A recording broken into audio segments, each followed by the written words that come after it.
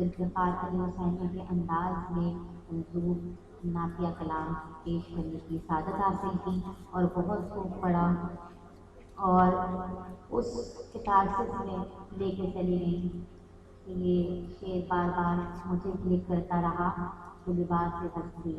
بدل گیا، غم نبی میں لباس ہستی بدل گیا۔ اور تو یہ نہ کہے کہ وہ ہم سے جدا ہو، نہیں، بلکہ وہ جدا نہیں ہوئے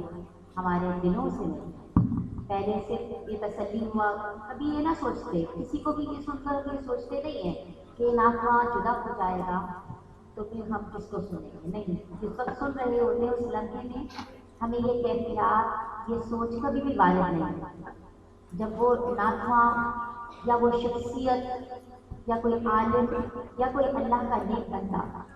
جب ہم سے جدا ہوتا ہے تو پھر وہ کیفیات وارد ہوتی ہیں۔ کیسے کیسے کلام اللہ تبارک و تعالیٰ نے لاجواب کلام ان شخصیات سے پڑھوا دیے کہ آج کوئی آنکھ میں نے نہیں دیکھی جو اشکبار نہ ہو کہ وہ ذوالفقار علی حسینی کو یاد نہ کرے اور یہ شعر نہ پڑھے کہ لباس ہستی بدل گیا ہوں، غم نبی میں لباس ہستی بدل گیا ہوں۔ اب اگلے ناخواں غم کی ایک اور کیفیت میں لے جاتے ہیں،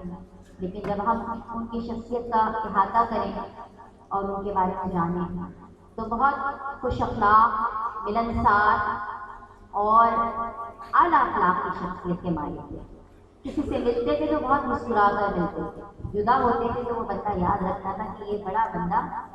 فن لطیفہ سے بخوبی واقف ہے اور کس کو کس طریقے سے خوش رکھنا ہے یہ بندہ نفسیات کو سمجھتا ہے۔ اور پھر ان کی آواز میں بڑی سادگی اور کھنک اور بڑا میٹھا پن، اور وہ صرف نعتیہ کلام ہی نہیں پڑھا کرتے تھے بلکہ نعت گو شاعر بھی تھے۔ میری مراد راشد اعظم صاحب جو کہ گزشتہ سال ہم سے جدا ہوئے اور ہم ایک عظیم نعت خواں سے محروم ہوئے، عالم اسلام کی نامور شخصیت اور چمکتا ہوا ستارہ، یہ وہ جو ہم سے جدا ہوئے۔ اگر میں ان کے کلام کی بات کروں، صرف یہ نعتیں ہی نہیں پڑھا کرتے تھے بلکہ نعت گو شاعر تھے، اور ان کی نعتوں کی ایک انفرادیت یہ تھی کہ یہ چھوٹی بہار میں لکھا کرتے تھے اور چھوٹی بہار میں پڑھا کرتے تھے، اور بڑا سادہ کلام ہوا کرتا تھا مگر بامعنی ہوا کرتا تھا، جامعیت دیا ہوا تھا، اور بڑے تو بڑے، چھوٹے بھی اس کلام کو بڑے شوق سے پڑھ لیا کرتے تھے، یاد کر لیا کرتے تھے، گنگنایا کرتے تھے، اور جب بھی عید میلاد النبی کا موقع آتا تو کوئی بچہ ایسا نہ ہوتا تو یہ نہ بولتا کہ آقا آقا بول بندے آقا آقا بول، اور جب بھی ہم یہ بولیں گے کہ آقا آقا بول بندے آقا آقا بول، ہمیں راشد اعظم یاد آئیں گے کہ انہوں نے آقا آقا بولا، آج ہم یہاں راشد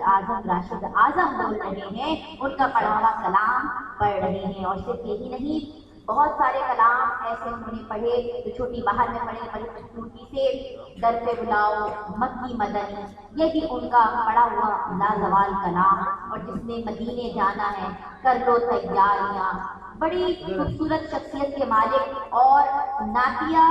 دنیا کے اندر نعتیہ کلام میں انہوں نے بڑی خدمات سر انجام دی ہیں، نعتیں بھی لکھی ہیں، نعتیں پڑھی بھی ہیں، اور پھر نوجوان نسل کے اندر نعت کا شوق بھی بیدار کیا اور اس کے لیے تربیتی انتظام کیا، اور باقاعدہ ایک نعت اکیڈمی بھی کھولی جس کے لیے بانی ہے، اور انٹرنیشنل نعت فاؤنڈیشن نے بھی اہم کلیدی کردار ادا کیا۔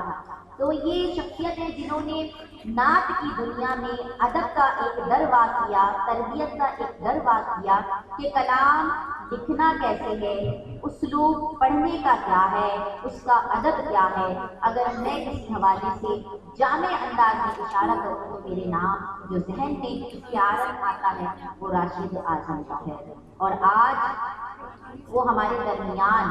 گرچہ جسمانی طور پر موجود نہیں مگر اپنے کلام کے اپنے اللہ کی اور رسول کریم صلی اللہ علیہ وسلم کی محبت کے حوالے سے ہمارے درمیان موجود ہیں، ہمارے دلوں میں موجود ہیں، اور یہ کلام آج نہیں بلکہ رہتی دنیا صدیوں تک یہ پڑھا جاتا رہے گا، اور ریکارڈ کی شکل میں بھی یہ موجود ہے، اور ہم اس سے استفادہ حاصل کرتے رہیں گے۔ میں التماس گزار صراط ناب کے ناخوانوں سے فیضاب راحیل بینش مصطفیٰ شازیہ فیروز کے راشد عالم کے انداز میں منظوم نافیہ کلام پیش کرنے کی سعادت حاصل کروں، اور آپ سب اپنی زبانوں کو